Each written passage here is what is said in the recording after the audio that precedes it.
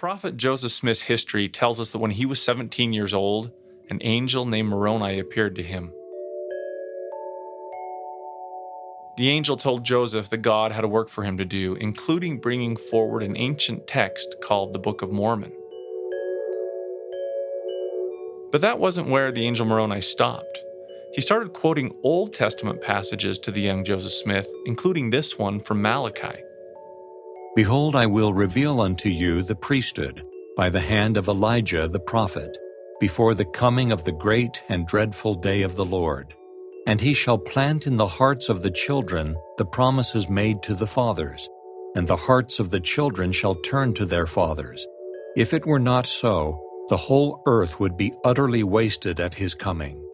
From the start, God revealed to Joseph Smith that the restoration of the gospel in the latter days would be centered in the power of the priesthood, in sealing up people through the ordinances and covenants of exaltation. In other words, the very soul of the last dispensation will live through its temples. Although the focus on the temple was signaled from the very beginning, it's an inaccurate idea to think that God told Joseph Smith everything about temple work from the start. Like a beautiful painting, temple work developed by small strokes and in layers over time. Professor Richard Bennett from BYU's Department of Church History and Doctrine has spent over 3 decades of his academic career studying this temple development. Temple work is a work in progress. Temple covenants continue to develop as needed and as revealed, both by the Lord and as asked for by the saints themselves. It's a continuum, not a frozen position, nothing that's locked in one place or that's in marble that's always the same. I see that there's just been this development over time according to the needs of the people and according to the revelations that the Lord gives. In today's episode, Dr. Richard Bennett shares insights from his new book publication, Temples Rising, about the history and development of temple worship in the Church of Jesus Christ of Latter-day Saints.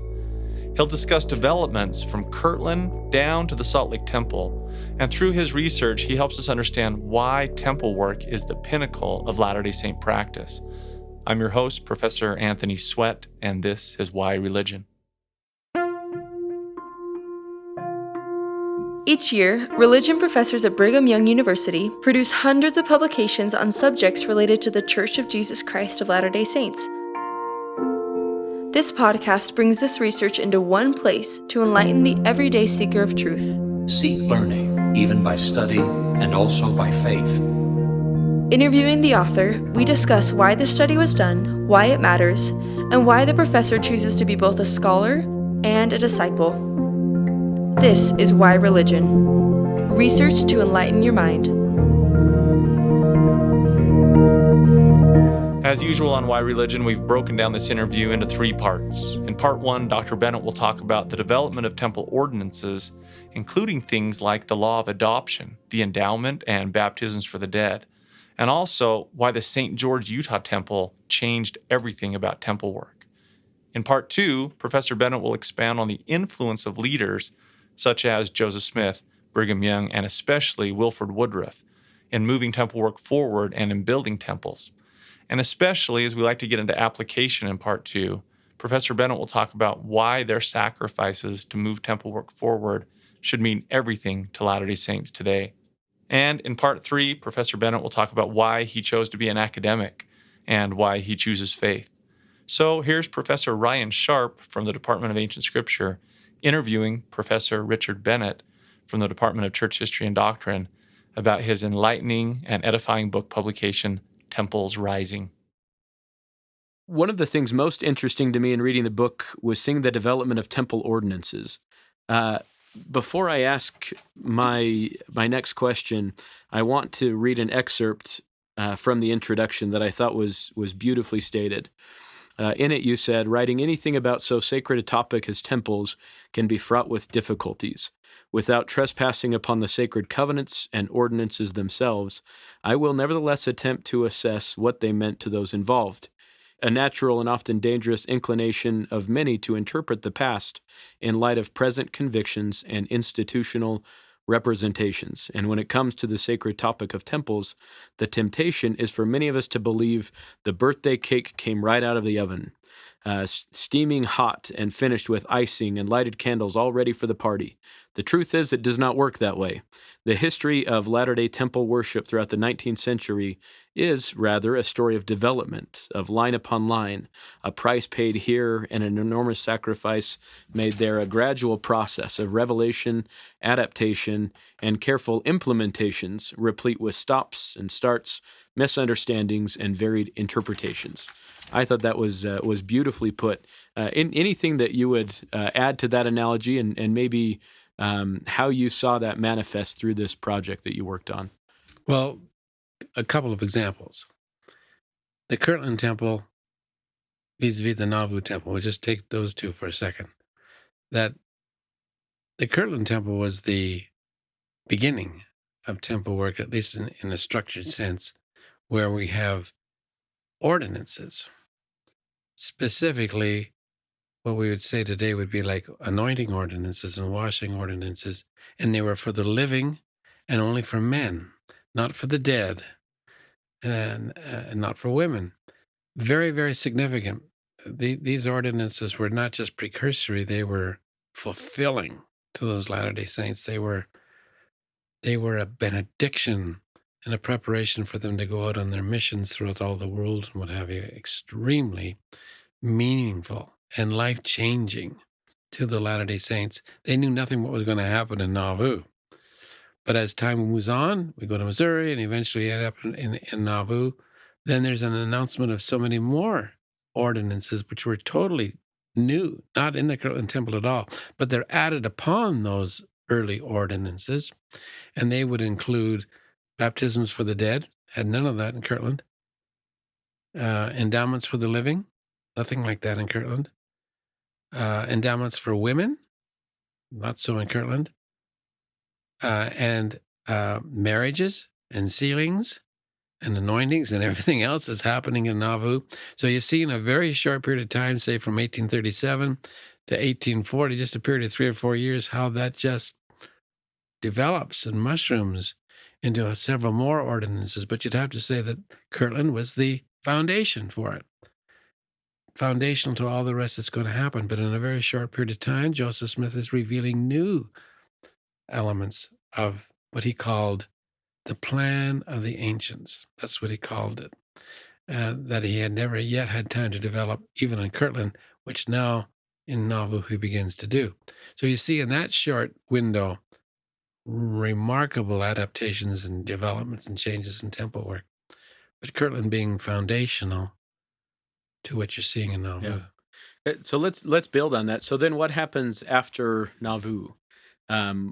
Particularly as it relates to revelations regarding ordinances and this development that you've spoken of so far? Well, you will continue to have revelations on temple work even in the wilderness. For instance, the law of adoption, which is not adopting children into your family. It's going to be it's a schoolmaster doctrine, the understanding of how do we seal to our generations past to the present. How do we do that? And it wasn't quite clear at that time that we could be sealed to our own families.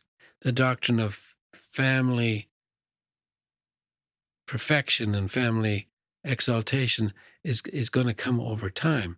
And so for a while, we're going to be sealed to where the priesthood is, not to our ancestors are, because maybe they're not accepting the gospel. So we're going to be sealed to general authorities, particularly leadership of the church who hold the keys, the priesthood. That's going to last for a period of time in the wilderness. So let me pause there for a second, because I think this is really interesting, and I think our listeners would be interested in learning a little bit more about this. So the overarching revelation is to seal families together, or to seal individuals together, and their interpretation at that point was, for us to do that, we need to be sealed to the priesthood holders. And so you have this idea of the law of adoption. Anything else that you would add in about that? Well, a lot of these Latter-day Saints in Nauvoo had left their families or had been ostracized by their families and cut off by their families, how are we going to be sealed to them if they're rejecting the gospel? So it wasn't yet clear how that's all going to work. Section 138, which is a 1918 revelation about doing work for the dead, that's years away. Right. And so the feeling is we do need to be sealed to someone. We need to be sealed to those who have the priesthood because there's safety in doing that. Because we have to be sealed to where the priesthood is, but we don't understand that our families, our own generational families have accepted the gospel. So for now, we're going to be sealed to those who had the priesthood, including especially the prophet Joseph Smith and president of the church, Brigham Young, and others. And so this is going to be an interim, a temporary understanding of the plan of salvation, which is going to change. But they didn't understand it to be an interim understanding, did they? In their mind, this is how it's going to be Brigham Young, done? though, did call it a schoolmaster. Okay. In a sense that we don't know everything about this yet. I think he saw that as a stepping stone, and that it will eventually change, because he said himself, I don't fully understand this, but we do need to be sealed to those who hold the priesthood. So for that worked out for quite a long time, this law of adoption principle, but that will change later on when we're here in the wilderness as well. And as more is revealed about family exaltation and family sealings, that's going to come over time. Now, going back to living, the idea of endowments for the living, that's the first time in Nauvoo. And that was the great revelation there of receiving your own personal endowments. And the endowment, of course, points to marriage sealings. Because when you think of the endowment, you think of male and female, Adam and Eve and what have you. The endowment itself is pointing to the ordinance of eternal marriage. And that's going to flower later on, too. So I see all these as one pointer after another pointer, starting in Kirtland, moving on to Nauvoo, from Nauvoo out to the west. It's a construction of a temple wall of ordinances that's going to come in time. So now we end up in the West, and one of the first orders of business is we need a temple. And so maybe talk through what were the developments in the for lack of a better phrase, the Salt Lake era, when the Exodus happens and we end up in Salt Lake. Talk us through the development of ordinances at that point. I think you got to go back to winter quarters. Okay. Because unknown to a lot of Latter-day Saints is the abundant work of temple work at winter quarters. In the winter of 46, 47, 48, that period of time, the winters, where we had a council house in winter quarters, and we also had Willard Richard's potato hut, they called it. It was an octagonal building, served as a hospital, post office, but it was also a sealing place. And in winter quarters, you're having very few baptisms for the dead, just a handful in the Missouri River, but you're having many sealings, not endowments, but many sealings, because the saints were pleading for this, because many were dying. And they knew what was ahead. And there's some going off the Mormon battalion, and we're making all kinds of sacrifices, and young men and young women want to get married. Will you please seal us? How long is it going to be before we ever have a temple? So Brigham Young is listening to his people as well as listening to the Lord. I say in the book, he's listening with one ear to his people, one ear to the Lord. I can do this. We have the keys. Yeah. We may not have a building, but we can do this. The building is not as important as the keys, right? So he listens to his people and begins sealing many. It's marriage sealings in winter quarters. He's sealing some at Chimney Rock along the way as they're heading west. The whole Exodus is a temple on wheels. To be honest with you, the ordinances are coming along in those wagons. But when they get into Salt Lake, the first temple pro tem, we call it, I don't call it, that's what they called it, is going to be the council house on the southwest corner of South and Main in Salt Lake City. And that's kitty corner from the Joseph Smith Memorial Building. And that was a 2-story adobe building. And was that one of the first buildings that they constructed there? Yes, I have a picture of it in the book, where it's a 2-story. It was the very first. It's like they call it a council house, patterned after that, which had winter quarters. The basement, the main floor was secular business, the judiciary, the library, the University of Deseret, a ballroom, a dance hall.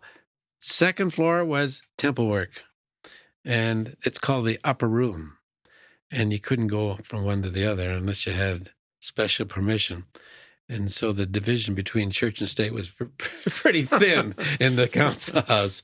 And so they're doing not baptisms for the dead. There's no baptisms for the dead done in the council house, but there were 2,212 endowments and several hundred sealings that are being performed in the council house. And that was from 1848 to approximately 1854. And then that was superseded by the endowment house, which was built in the northwest corner of present-day Temple Square. And that was another temple pro tem, but they did baptisms for the dead there, whereas they didn't do any baptisms for the dead in the council house. But they do baptisms for the dead, endowments, and sealings in the council house, which is, as I said, in the northwest corner of Temple Square, where the old, well, they're all tearing it down now, but the old visitor center was found there. Yeah. And that was quite the building. That had rooms, like you saw a little bit in the red brick store back in Nauvoo. It was patterned a little bit after that. And you would go from one floor to the other. It was only 2 floors, basement, main floor, second floor. But you would go from the creation room, the telestial, terrestrial, celestial. So you did have movement up. You didn't have that in the council house. And so then that is our temple until the construction of the St. George Temple, when it was dedicated on the 1st of January, 1877. And was there any further, regarding ordinances, any further direction, clarification that happened after or during the construction of the St. George Temple? Well, the St. George Temple changes everything. The St. George Temple is the first time we begin to perform endowments for the dead. January 11th, 1877 is a moment in church history which should never be forgotten, because it changes everything in terms of temple work. You can imagine now, what's the difference between just having endowments for the living and endowments for the dead? Well, the difference is that now you're going to be coming back to the temple over and over again to do work for the dead. And we didn't do that before. And what's the story behind that revelation? What's one part of the story from that revelation? Well, you could not say in good conscience that Joseph Smith did not point towards endowments for the dead. He did. It's implied in baptisms for the dead. If you're going to baptize for the dead, which is a preliminary ordinance, what about the rest of the blessings? I think it's implicit that he was hoping that these would come to pass. He died before it ever came to pass. But also, without a clear understanding as time is progressing that the dead can accept the gospel, then is it possible then that we could be sealed to the dead? And if the dead are to receive their endowments, that means that they're receiving the priesthood. That means that we can be sealed to them. That means that we are now going to do family temple work rather than just individual work. And this whole vision of salvation for the dead really flowers in St. George after, a 35-year development over time. And now we're going to go back over and over again, not only for the work for the dead, but for us to be schooled more fully in temple understanding and temple worthiness, right? Temple preparation. It changes the behavior of the living as well as our understanding of the dead. St. George is critical to modern temple work, because that's where everything changes. Or shall we say, everything comes to fruition. Yeah. And that would be a better way of putting it, wouldn't it? Is this when the kind of this law of adoption is the law set of adoption? Or? When we understand now that we can be, can I use the term, safely sealed to our ancestors, because they're now receiving the gospel, perhaps, and that they're receiving the priesthood. Endowment means receiving fullness of priesthood keys and powers, right? That now we can be sealed to them safely.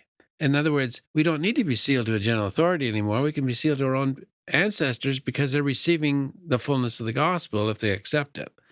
So the rise of endowments for the dead is the diminishment of adoptions. It doesn't end dramatically all at once. It's going to take a while for law of adoptions to peter out, but there's no question that now we're going to be sealed to our ancestors. Let's let adoption pass away. So you mentioned that you see this fruition in the St. George Temple. The book ends with the Salt Lake Temple and the completion of the Salt Lake Temple. Anything that you would say about the development from the St. George Temple to the completion of the Salt Lake Temple? Well, the critical thing is plural marriage. Plural marriage is what we're known by. This is what we're known by. This is the identity of the church. And there are great battles with the government from 1862 right up through to the Manifesto. And of course, with the passage of the Edmunds-Tucker Act in 1887, we're going to lose the temples. Do you remember that? Mm-hmm. That the temples are now being confiscated by the United States government. Any property over $50,000 is going to be confiscated. And Wilford Woodruff, who lived long enough to become president of the church, he never expected to be the president of the church. It comes down in his mind. He says, what is the wisest course? Are we going to continue to fight this matter with the United States government over plural marriage? Or is it temple work? And does the church lose the temples, or that's the threat that's hanging over them? They're escheated. We're starting to have to rent them back. But they belong to the government, as do many other properties. And at this point, leaders of the church are in prison and not even there with their families. Some people say, well, how come he's talking so much about plural marriage in the last third of the book? And I'll tell you why. Because the issue is, what's the soul of the church? Is it plural marriage? That didn't start way back in the early days. Temple work predated that. Temple work right back to 1823. The real soul of the church is salvation for all mankind, living and dead. I make the argument in the book that plural marriage was a remarkably important practice, but it was a temporary subset of the higher law of eternal marriage, which is a temple ordinance. Are we going to give up the higher principles in defense of a temporary subset of the higher principles?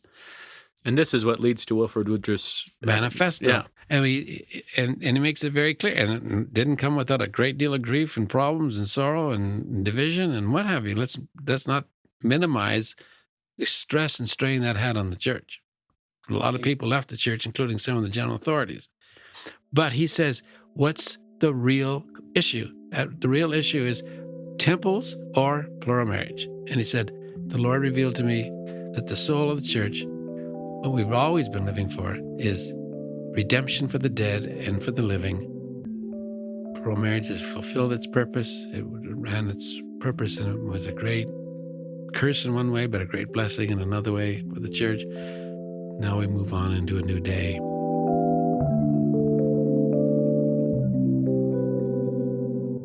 If you're interested in more peer-reviewed, high-quality gospel scholarship about Latter-day Saint history, doctrine, or practice, such as this publication, BYU's Religious Studies Center is a great place to check out. One recent book publication that I want to call your attention to is called Life Beyond the Grave, Christian Interfaith Perspectives, edited by BYU Professor Alonzo Gaskill and Emeritus Professor Robert Millett. Like Job from the Old Testament, millions have sought to answer the timeless question, if a man die, shall he live again? And if there is a next life, what is it like, and how do we prepare for it? What's unique about this book is that it's an interfaith perspective, and both Professor Gaskill and Millett have been highly involved in interfaith dialogue in their careers. In this book, representatives of different Christian faiths draw on their distinctive religious traditions to address various topics, such as Catholics' views on purgatory and limbo, Methodist views on heaven, Calvinist views on the time between death and resurrection, Jehovah's Witness teachings on the condition of the dead, and Latter-day Saint views on near-death experiences and Christ's descent into hell. All of these great essays come together in this book called Life Beyond the Grave. Check it out and pick it up at rsc.byu.edu.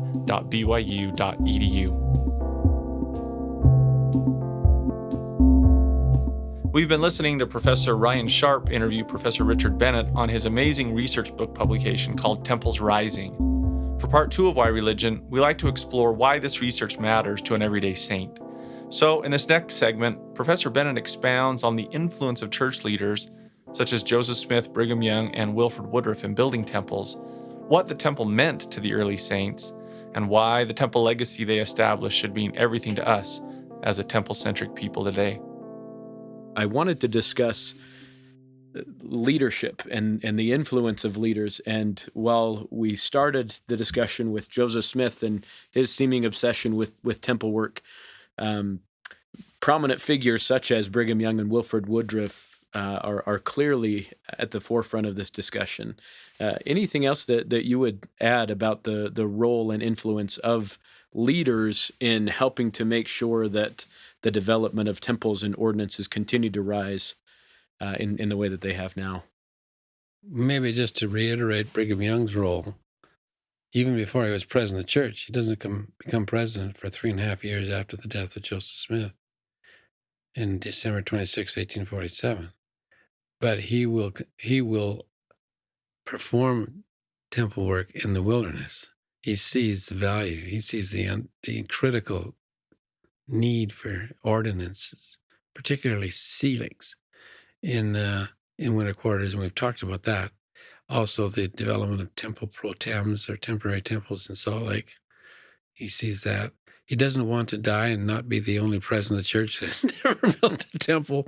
So that's one of the reasons he's going to build St. George, because he recognizes that the Salt Lake temple is taking forever.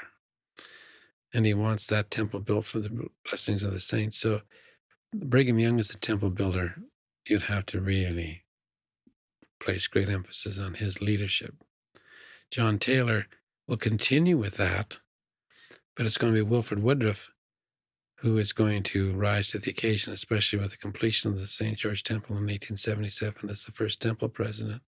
And do you think that is because he was the first president of the temple there, that it was kind of handed to him at that point? In part, because Brigham Young recognized in Wilford Woodruff a tremendous devotion to temple work. Wilford Woodruff does baptisms for the dead. Well, it's half a dozen of them in Missouri, in winter quarters in the Missouri River. He's always has a deep interest in work for the dead, more so than perhaps anyone else. It's a passion in him. Brigham Young recognizes this as a God-given blessing and will instruct him to push forward temple work. And that's consequently why he's made president of the St. George Temple. Yeah, that makes a lot of sense. So we've talked about the development of ordinances. We've talked about the leaders, specifically Brigham Young, Wilford Woodruff, and their role. Let's spend a few minutes on what the temple meant to these early saints and their experience with it. Is there a story that comes to mind that captures this sense of commitment and devotion from these early saints? Well, there's a lot of them. I can think of a couple in winter quarters where these young people had come over from England. He was a missionary in England, and he's now in winter quarters. Well, it gets to Nauvoo, but it's after everybody's gone and they can't be sealed in the temple. And so now he and his fiancée are in winter quarters, and they're pleading with Brigham Young because she is sick on a deathbed, and I can't remember their full names. But he pleads with Brigham Young. He says, "Can my wife be sealed to me while she's still alive?" And pleads with the prophet for that to happen. In winter quarters without a temple, there again, Brigham Young, listening to his people, said, "Yes, we can do this, and we'll seal them." She dies the very next day. So you see this bonding with one another, and also with the leadership of the church, because Brigham Young is listening to his people, and that's one of the reasons they love him as they do, and love the leadership, because they're exercising those keys in behalf of them in their deepest trials and difficulties. Yeah. So there's a lot of stories like that, hundreds of them.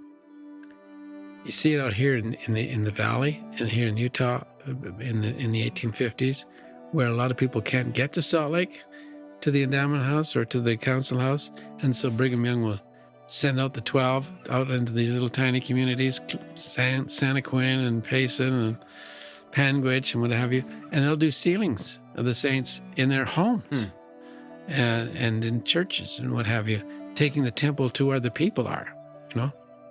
Even though we didn't have a beautiful building for that, hey, we can do this. And there's this sense of blessing them, the saints, in their own circumstances, and it's this wonderful taking of the temple to the people, which is one of the reasons why the people do later come to the temple, because they receive blessings that way. We don't want to get locked up necessarily into a building.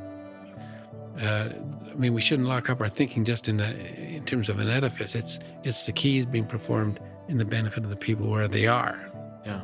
That's so critically meaningful to the saints. And that's where you see real leadership. That's meeting the members in their needs where they are until we get temples built, to do that. It's a remarkable chapter in the history of the church as to how the temples go to the people.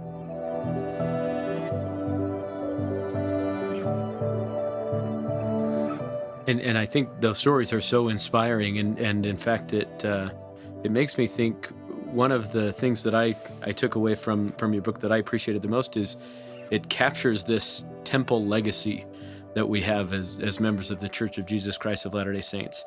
So my next question is, as we think now of our listeners and kind of modern day saints, why do you think that this project and this legacy should matter so much to the modern saints, reflecting back and looking at all of these experiences and the development of ordinances and a commitment to a temple? Why do you think that should matter so much to our listeners today? Well, it's certainly going to matter to listeners who are temple conscious or temple centered. The temple centeredness of the Latter-day Saints owes everything to our history and to the development of temple worship, right? You're going without Brigham Young, Joseph Brigham Young, and John Taylor and Wilford Woodruff, you wouldn't have what we've got today. They were essential in the development of that pearl of great price in terms of our doctrine. It helps us understand too why we gave up things such as plural marriage and all the challenges that we face. It shows that temple consciousness was at the root and center of our whole faith from the very beginning. It's not an overlay. It's not a sideline. It's a central doctrine. It's the central doctrine in so many ways, that and missionary work. And so it affirms the faith of the saints today as to what's most important in the church, what's covenants, priesthood, family salvation, sealing to families, through our Christ-centered doctrines. What's more important than these things, right? Yeah. It's what identifies us. It's what always has identified us, really. This has really helped members of the church see what's most important, not just a bunch of details, but or dates or places, but what was really driving the ship. What was the impetus? What was the motivation for what we did and why we did it? And so it gives a new paradigm. Yeah. A new construct to understand our history. It's a whole new prism for looking at our history, in my opinion. And that prism is temple work and redemption for the dead. That's always been at the core of it, and it goes right back. It shows a continuity that perhaps we haven't seen before. Yeah. Doctrinally, and covenant-wise. Come to the conclusion that the way we've been successful is because of our doctrine rooted in temple work. It becomes an answer to many, many, many issues that Yeah. we've faced. And it's that whole new look at the history of the church in depth that excites me. Well, and I think that framework also informs recent changes to the temple. This idea that we're continuing to develop and evolve in that way. Of course, it's all based on the doctrine of revelation, isn't it? Mm-hmm. But Back to your birthday cake analogy at the beginning. yeah, revelation pertaining to the temple specifically. I mean, you don't have to think very hard to see where we're going today, and it's all based on this paradigm.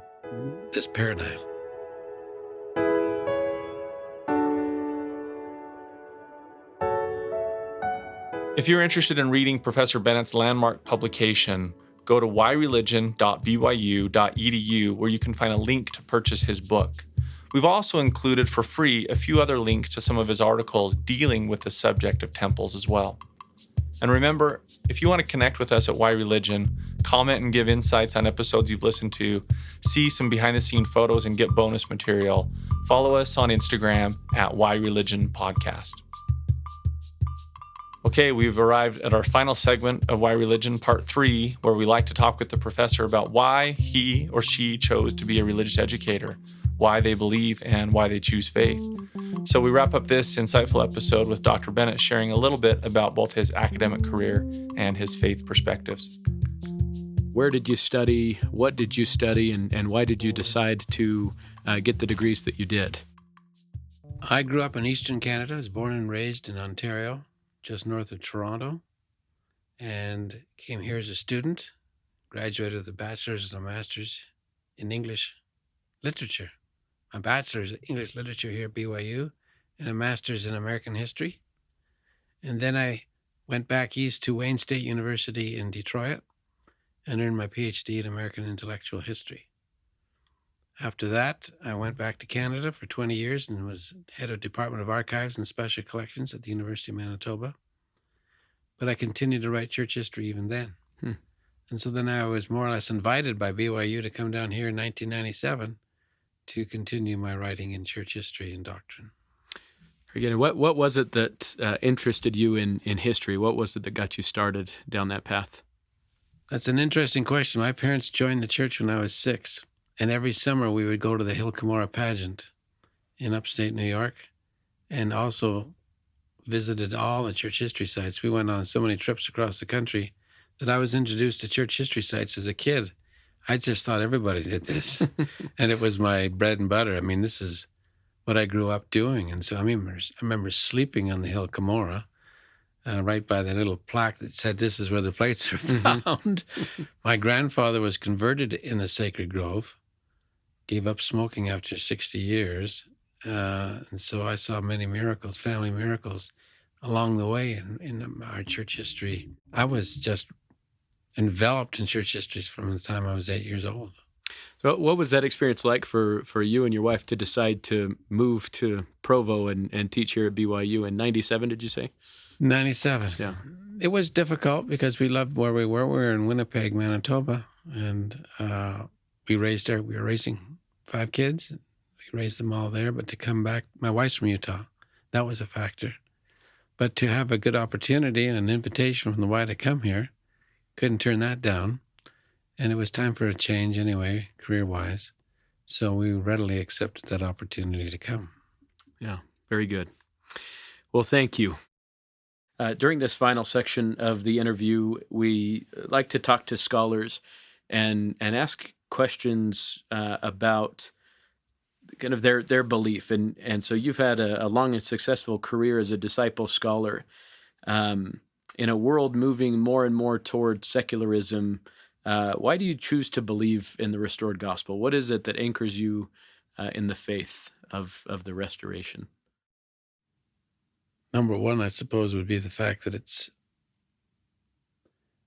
I've seen in my own life the hand of the Lord in opening one thing after another and taking me to one place after another. I can't deny the unfolding in my own life of one understanding of another of the church. It's been unique.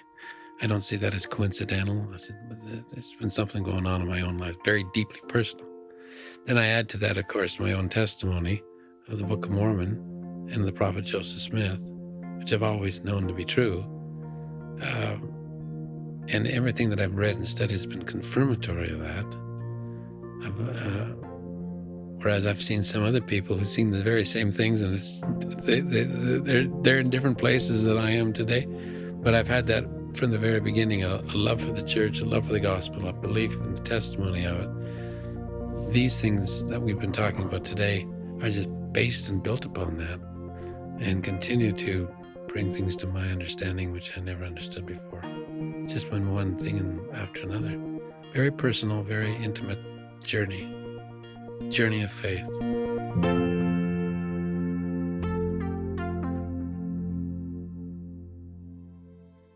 Thank you for listening to Why Religion. This podcast is a production of religious education at Brigham Young University in Provo, Utah. My name is Anthony Sweat. I'm the executive producer. The Why Religion podcast team also includes, from Brigham Young University, Professors Brad Wilcox, Casey Griffiths, and Ryan Sharp. Recording and mixing were done by BYU students Mitchell Bashford and Connor Miller. Say hi, Mitchell and Connor. Hey, guys. Hi. Original music and scoring for Why Religion podcast was created by the fabulous BYU student musicians Grant Cagle, Sam Clausen, Colette Jones, and Alistair Scheuermann. If you enjoy what you've heard, please like and subscribe to Why Religion on wherever you get your podcasts, and leave us a rating. It really helps. And join us next time as we continue to bring the everyday Latter-day Saint fascinating gospel studies done by Brigham Young University religion professors to enlighten your mind and strengthen your faith.